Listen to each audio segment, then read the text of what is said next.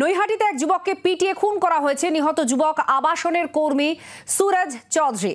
নৈহাটি নির্মীয়মান আবাসনের টুনি লাইট সে চুরি করেছে এমনই অভিযোগ, আর তারপরেই তাকে ডেকে নিয়ে গিয়ে পিটিয়ে খুন করা হয়েছে বলে অভিযোগ তুলছে নিহত যুবকের পরিবার।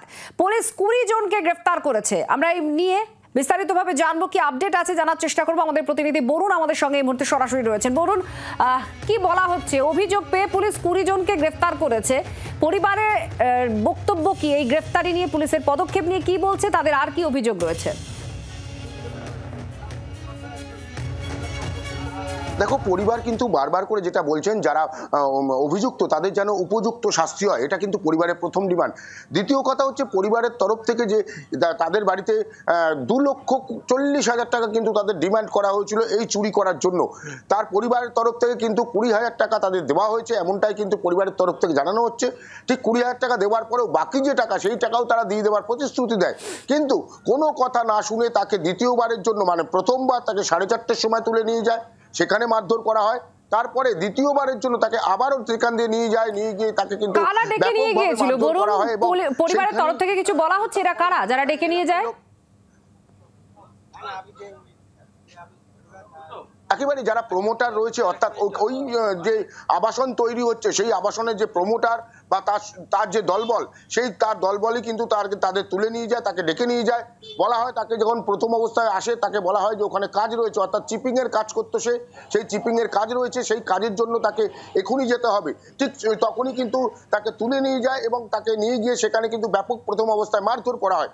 তারপরে তিনি বাড়ি আসলে তারপরে আবার তাকে নিয়ে যাওয়া হয় এবং সেই সময় কিন্তু সেই টাকার ডিমান্ড, এবং সেই টাকা কিন্তু 20,000 টাকা তার পরিবার দিয়েছিল, 2,40,000 টাকা দেওয়ার কথা। কিন্তু এই যে টাকা, একটা প্রশ্ন কিন্তু বারবার করে উঠে আসছে যে কি কারণে চুরির অপবাদ যেটা দেওয়া হচ্ছে, সেটা কি সে নিজে চুরি করেছিল না অন্য কেউ করেছিল, সেটাও কিন্তু প্রমাণিত নয়। প্রশ্ন উঠছে, প্রশাসন থাকতে কেন একেবারে নিজেদের হাতে এই ধরনের আইন তুলে নেওয়া এবং ব্যাপকভাবে মারধর করে। এখানে একটু জানতে চাইবো, যেহেতু প্রমোটার এবং তার দলবলের বিরুদ্ধে অভিযোগ তুলছেন যে তারাই ডেকে নিয়ে গিয়েছিল, এই প্রমোটার বা তার দলবলকেই কি পুলিশ গ্রেফতার করেছে? দেখো, এখনো পর্যন্ত কিন্তু প্রমোটার বা যে ওখানে দেখভাল করতো তাদের কিন্তু কাউকে গ্রেফতার না করলেও যারা কাজে এসেছিল, অর্থাৎ ওখানে যারা কাজ করছিল, বিভিন্ন বাইরের থেকে তারা আসে কাজ করতে, মুর্শিদাবাদ থেকে আরম্ভ করে বিভিন্ন জেলার থেকে সেখানে কাজ করতে আসে, সেই কাজ করতে আসা 20 জনকে, অর্থাৎ সেই সাইডে যারা কাজ করে, সেই সাইডে কাজ করতে আসা 20 জনকে গ্রেফতার করেছে জেঠিয়া থানার পুলিশ।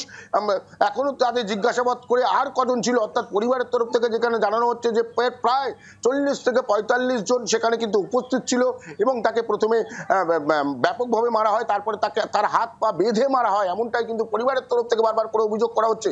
পরিবার যেটা চান যে উপযুক্ত যেন শাস্তি হয় যারা এই ধরনের কাজ করেছে। একেবারেই সেই পরিবার কিন্তু বারবার করে বলছেন, পরিবারের একমাত্র ইনকাম বা একমাত্র রোজগারে ছিল এই সুরজ। তার মার সঙ্গে তিনি কিন্তু এই চাদুয়া অঞ্চল, সেইখানে কিন্তু তিনি বসবাস করতেন। কিন্তু এই যে এই ধরনের ঘটনা, যেখানে পরিবার বলছে যদি সেও কোনো রকম অন্যায় কাজ করে থাকে তার জন্য প্রশাসন ছিল। প্রশাসন আর কি করছে বরুণ? প্রশাসন আর কি করেছে? যে এলাকায় ঘটনা ঘটেছে সেটাকে ঘিরে রেখেছে, এরকম পদক্ষেপ ছাড়া আর কি করেছে যাতে প্রমাণগুলো নষ্ট না হয়? এগুলো কি করেছে? এখনো পর্যন্ত প্রশাসনের তরফ থেকে যেটুকু করা হচ্ছে, যে প্রশাসন সেই জায়গাটুকু কিন্তু কর্ডন করে রেখেছে, যেটুকু জানা যাচ্ছে ফরেন্সিকও আসবে এবং সেখানে কিন্তু তদন্ত যাতে কোনো রকম খামতি না থাকে সেদিকে কিন্তু প্রশাসনের তরফ থেকে বলা হচ্ছে যে দেখা হবে। কিন্তু এই যে এই ধরনের ঘটনা বা এই ধরনের যে মারধর বা এই ধরনের ঘটনা কেন হবে, এটা নিয়ে কিন্তু বারবার করে প্রশ্ন উঠতে শুরু করে দিয়েছে। অর্থাৎ এই ধরনের ঘটনা কিন্তু যে পরপর এই অঞ্চলে ঘটে চলেছে, সেটা নিয়ে কিন্তু প্রশ্নের মুখে পড়তে শুরু করেছে প্রশাসন। একেবারেই মানুষ কেন আইন হাতে তুলে নিচ্ছে এবং এই ঘটনার পেছনে ঠিক আসল কারণ কি রয়েছে, কেন হলো, কারা এই ঘটনা ঘটালো, যাদেরকে গ্রেফতার করা হয়েছে তারাই এই ঘটনার সঙ্গে জড়িত নাকি যারা মূল অভিযুক্ত তারা এখনো পর্যন্ত গ্রেফতার হয়নি, এই সমস্ত বিষয়গুলো এখনো প্রশ্ন আকারে ঘুরছে। আমরা আপডেট দিতে থাকবো এই ঘটনার। পরিবারের কি অভিযোগ রয়েছে এবার শুনুন। আশিস দা ডেকে নিয়ে এসেছে। কি বলে ডেকে নিয়ে এসেছে? বলেছে যে চ সুরজ, দুটো কাজ আছে, কাজটা করে তুই বাড়ি চলে আসবি। তারপর বাড়িতে এসে দেখছি হাত পা ফুলে গেছে, তো 4:30 নাগাদ। তারপর আবার 5:30 এসে দেখছি ভাগনার হাত পা পুরো ফুলে গেছে, রক্তমক্ত হয়ে গেছে। হ্যাঁ, আবার রক্তমক্ত জমে গেছে। আমরা কি হয়েছে, এইসব মার্চেন্ট বলছে টুনি লাইট না কি সব চুরি করেছে। চুরি করার পর ও আবার নিয়ে গেল, নিয়ে যাওয়ার পর আমার ভাগ্নে আর ফিরত আসলো। বাংলার আওয়াজ, বাঙালির আবেগ, জি 24 ঘন্টা।